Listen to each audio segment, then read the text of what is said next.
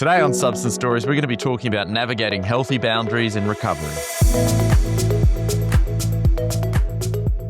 Welcome to Substance Stories. I'm so excited today. I've got a colleague of mine making her Substance Stories debut, Janvi Mistry. Thank you so much for joining me today. And today we're going to talk about boundaries in addiction recovery.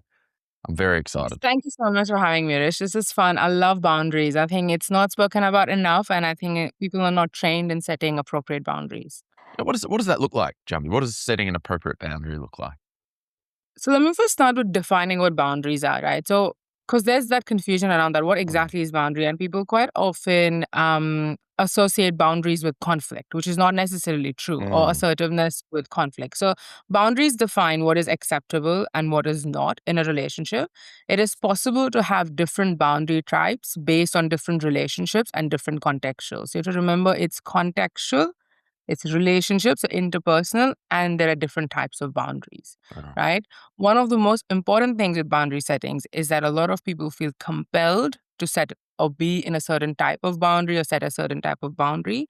The empowerment, whether it's in addiction or otherwise in life, is where you start choosing how you want to set your boundaries with what type of person, which context. So that's usually the gist of boundary setting in my clinical practice and also in the work that I do with addiction clients in group therapy.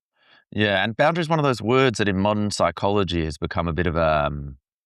it's worked its way into the sort of general lingua franca, hasn't it? And you get people sort of, I would say, misusing it. And they'll say to me, they'll say something, they'll describe what I would describe as an extremely hard and inflexible boundary. Like, well, I'm not going to see them anymore. And then they'll say at the end, almost like as a way of explaining what I would describe as sort of maybe unhealthy behavior, as a healthy behavior. They say, oh, that's just my boundary. And I always have this moment, I'm like, yes, but boundaries are, we can have bad boundaries, we can have good boundaries. I think it's one of these words that really is much more nuanced than modern society lets it sort of pretends it is. What do you how would you describe what a healthy boundary is?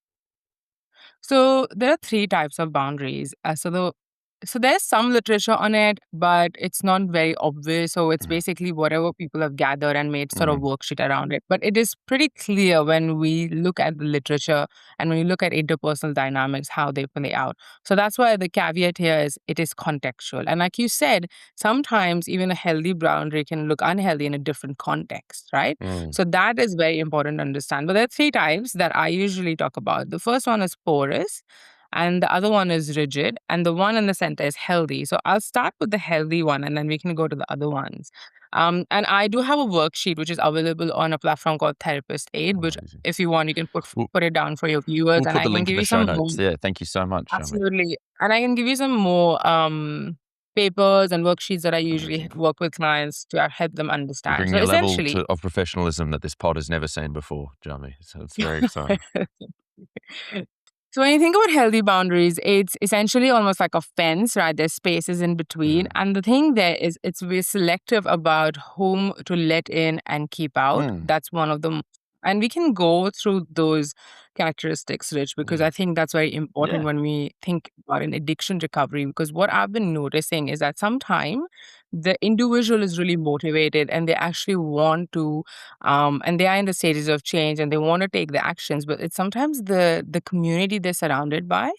And because recovery can be so isolating and so daunting to find a different kind of community, it's almost that is what brings them back into addiction because opposite addiction is sort of connection. That's what I've been noticing quite often. So if they can find people around them that actually help them role model healthy behaviors, healthy boundaries, it actually becomes very little helpful to actually work through the recovery. What do you think about that? Yeah, obviously, the peers we surround ourselves by are so important.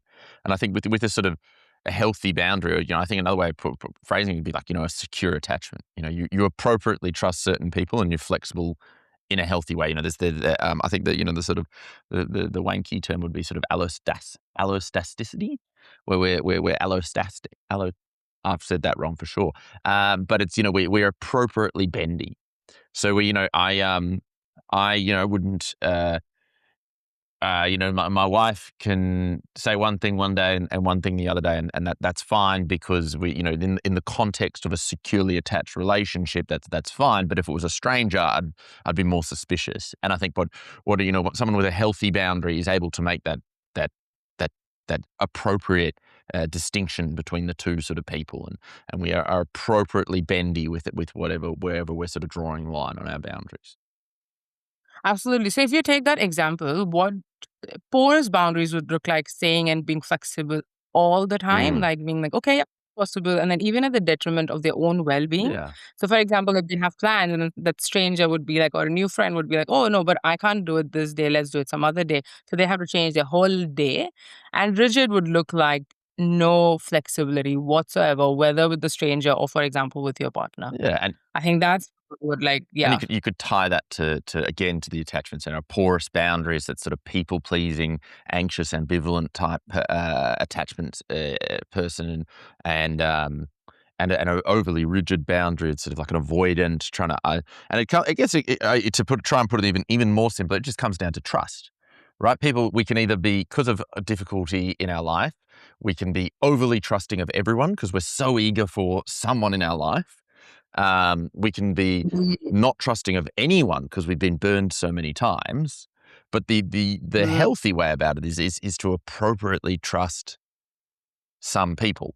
But I guess that is so hard, especially for those of us that haven't had, um, a secure and appropriately loving people in our childhood where we've learnt how to deal with the world in a sort of safe manner. How do we how do we get there? How do we If I identify, I'm listening to this, I'm saying, geez, I've got terrible boundaries. I'm either just doing whatever my peers around me want to do, or I'm not. I'm rejecting people because I'm so inflexible. How do I? And I'm sure that's what most people do. I'm sure that's what all of us do. Is yeah. we are no one has beautiful boundaries all the time, right? We are No. lurching from from one side to the other, Yeah. trying to hit this perfect middle line. Um, how do you? If I've identified that, Jumpy, how do I fix it? How do I fix this in myself? That's spot on. So I would say, so since you've identified that it's environmental, Mm, right? It's contextual. So my sort of recommendation would be find the safest environment in your current mm. life. What I mean by that is like the people you interact with, maybe even your Yeah. professional clinician, like so something that's safe to experiment because with when we think about how a mind and a body work, especially a mind, it's framed based on evidence, is the data that we've received from a very young age. So that's how a perception starts shaping. And so if you receive the data that your needs don't matter, that it's okay if people keep crossing your boundaries, that's what we've learned, and that's what we sort of mimic as we grow older and into adulthood and XYZ, Mm, right? So if we're able to then gather more data in our adulthood, which is alternate or which challenges that, and that's a classic CBT, mm, isn't it? Right? Which is when and that should be done or can be done in a very safe environment because that's very daunting. It's new to your mind, it's new to your environment, it's new to your nervous system. mm. That's one way to start challenging that. It'll be baby steps. It's not going to change overnight. And then once we have that in sort of one simple environment, we can start transferring that to other parts of our life where we've identified, hey, I have these some people who keep crossing my boundaries and it's really uncomfortable for me. So what do I need to do here to start addressing that slowly but surely? And I think that's one simple way to do it. Evidence and Mm. environment. Start with safe environment and start collecting evidence that your needs matter. What would that look like if they do? And it can also be done with a professional, right? Yeah. It's almost like making these plans, doing behavioral activation with a psychologist, a psychiatrist, having that kind of collaborative work. Yeah, and I think it's so funny from a professional perspective how you see these patterns play out Yeah. in the room. Yeah. When someone who perhaps doesn't have a history of having good boundaries will try and push them at times. And even as a patient myself, early on in my psychotherapy, I think I was too distrustful of my psychotherapist, just slightly pushing boundaries. And looking back, I see how she held that. I think that's and because I guess what the part of this stuff is that our attachment pattern is everywhere in our life. It's at work, it's in our friends, it's in our family. So this is how we get by. So it will play out in the therapy room. Absolutely. And I think like having a psychologist therapist with that context and help you pick that up and challenge Mm, that, that's amazing. That's really, really important when we're thinking about, because you're challenging something that we know it's familiar, even though it's unhelpful, it's still familiar, yes. right? And familiarity matters more to our nervous system in general. Yeah, absolutely. That neuroception Yeah. is just all familiarity. How do you then Oh, tie it? You were saying at the goodness. start, Jamie, tied into people with an addiction, in addiction, looking for recovery. What's the most relevant thing about boundaries for that particular person? Absolutely. So this was interesting. So there are a couple of things we can unpack this through, and you can Mm, tell me what's like how we can go about it. So one thing that I see, and I think that comes up quite a lot, is that I want connection, but the people around me are currently still mm, using, but I want to maintain abstinence or I want to reduce my substance use. How do I work that mm, out? Because that's where boundaries come in, yeah. right? And that comes to the question around the other person's ability or capacity to then respect your boundary, and how does that work? Because that's a big challenge in interpersonal dynamics and interpersonal relationships. Because we can have our boundaries. What happens if the other person not respecting it? That's what comes up quite a lot, especially in addiction recovery. What's Have you seen that as well? Like, Yeah, have you absolutely. observed But that with? I think perhaps I have too strong a boundary when I give advice there. Because my simple view is if you're in recovery and your friend can't, or loved one can't, be abstinent around you, then either that's an unhealthy relationship because they are uncomfortable with you changing your life and getting sober, and it implies an abusive relationship, or they themselves cannot go Absolutely, a little bit of pleasurable. time without that substance use, which implies they're addicted to it. So to me, there is no acceptable answer of a friend or a loved one continuing to use, or even worse, encouraging you to use, if they know you're in Absolutely. recovery. So to me, but I'm now talking to you now, wondering maybe that's too rigid a boundary, and I'd be really interested to hear what your thoughts are. Right. So I bring it back to sort of goal setting and value setting. So I ask my clients, okay, so I understand that you have, and it's very difficult with a Oh, family so member, hard. Yeah. right? And that can be so challenging because if they're around you all the time, they've actually supported you during your addiction Mm, journey. It's really, there's so much that goes on underneath. So with a family member, I would say family therapy is a very, very helpful yeah. option if they're Yeah. open to it, right? If they're open to it, just having this collaborative Mm, support, because it can get really, it's very complex mm, dynamic, right? So that's one option. Like making sure there's a professional in place can really mm, help, right? Because if they have something that they can't work out, oh, we have an appointment in a month with XYZ, let's work it out over there, kind of a situation that acts as a good buffer. That's like one of the things. So whenever I think about working with a symptom or anything like that, it's like parts of a puzzle. You don't have one magic solution to it, right? It's like what do you add? Like what different parts? How can you actually add different strategies to make it work in different contexts, different times of the day, XYZ?